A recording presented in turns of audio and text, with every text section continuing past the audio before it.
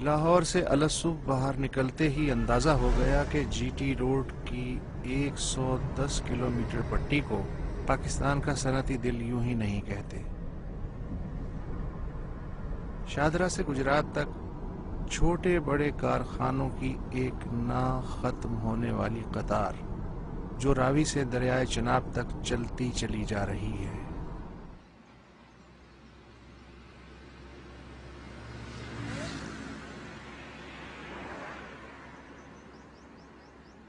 یہ وہ دریائے چناب ہے جس کے بارے میں کہا جاتا ہے کہ سونی مہیوال سے ملنے کچے گھڑے پہ یہ دریا پار کیا کرتی تھی۔ آج جو پانی کی صورتحال ہے، میرا خیال ہے سونی سر پہ گھڑا رکھ کے بھی یہ دریا آسانی سے پار کر سکتی تھی۔ گجرات ہم سب کے گھروں میں رہتا ہے، پنکھے کی شکل میں، مٹی کے برتنوں کی صورت۔ اپنے جوتے بھی دیکھیے گا، شاید گجرات کے ہوں، اور شاید موٹر سائیکل بھی، مگر یہ بات 18 گھنٹے کی لوڈ شیڈنگ سے پہلے کی ہے۔ اس نے یہاں کے 1 لاکھ صنعتی کارکنوں اور 2500 فیکٹری مالکان کو تباہی کے دوراہے پہ کھڑا کر دیا ہے۔ ہماری پارٹی انڈسٹری ہے وہ تو 50% بند ہو چکی ہے۔ اس کے علاوہ فین انڈسٹری کو اس طرح بوم آئے نہیں، اس لیے اس کی پروڈکشن بھی 50% میرا سفر کر رہی ہے اسی وجہ سے۔ کسی کو بھی آپ منتخب کر لیں 11 مئی کو، کیا یہ کرائسس دور ہو سکے گا؟ تو 2020 تک تو میں اسی طرح حالات کو دیکھ رہا ہوں۔ بظاہر آپ کو وسطی پنجاب کے یہ شہر بہت خوشحال، ایڈوانس اور باقی پاکستان سے ہر شعبے میں آگے نظر آتے ہیں۔ ان کے جمالیاتی ذوق کو کوئی چیلنج نہیں کر سکتا۔ وہ جینا جانتے ہیں۔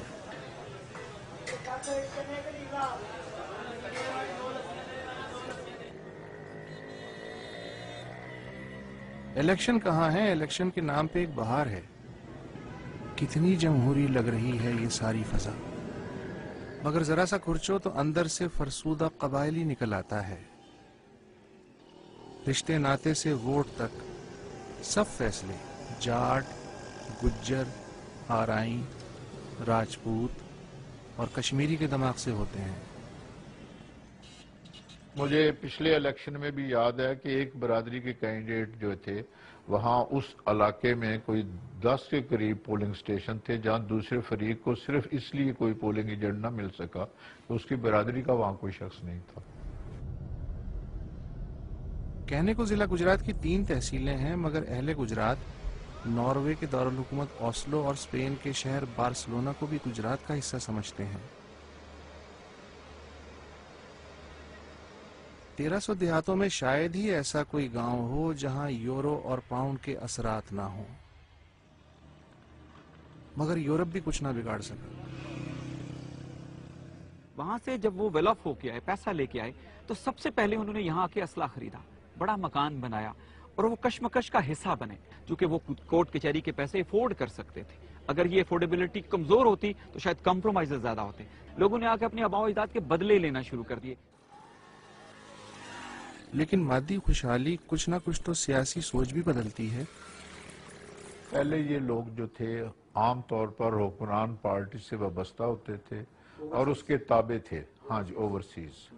اب یہ انڈیپینڈنٹ ہو گئے سارے کے سارے، اور گجرات میں ہر حلقے میں 3-4 ایسے نئے کینڈیڈیٹ آ گئے جو پہلے ایک یا دوسرے گروپ میں شامل ہوتے تھے بطور سپورٹر، اور اس میں پاکستانی ابراڈ کا پیسہ جو ہے وہ تو یہاں پچھلے الیکشن میں ناظم کے لیے جس کے پاس باہر سے پیسہ نہیں تھا، ان سے الیکشن ناظم کا بھی وہ نہیں کنٹیسٹ اس نے کیا یا کر سکتا تھا، اتنے پیسے لگتے ہیں اب الیکشن پر۔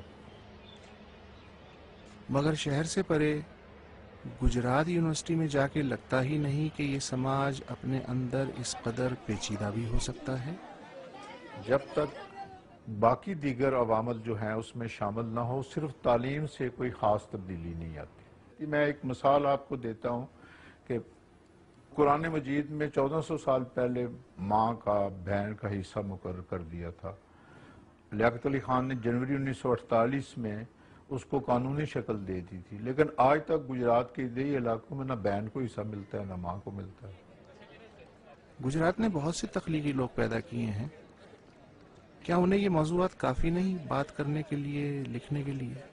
بالکل صحیح بات ہے، چونکہ ہم نے جو بڑا شاعر پیدا کیا اس نے گجرات کو چھوڑ دیا، ہم نے جو دانشور پیدا کیا وہ گجرات سے کہیں اور چلا گیا، اس کے مثبت اثرات سے تو ہم محروم رہے، لیکن ہم نے جو یہاں برا آدمی پیدا کیا اس نے ہمیں نسل در نسل یہیں رہ کے متاثر کیا۔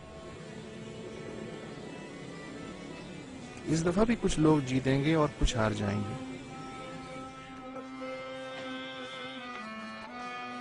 مگر دماغ چھوٹے سے بڑے ہو کے کب جیتیں گے؟